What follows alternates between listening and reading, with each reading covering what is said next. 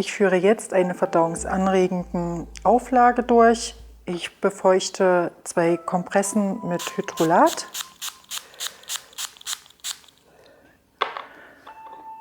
Anschließend benutze ich eine fertige Ölmischung, tränke die Kompressen damit reichlich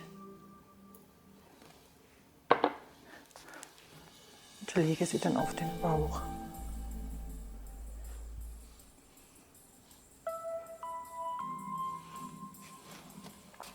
Anschließend lege ich eine Fließauflage auf,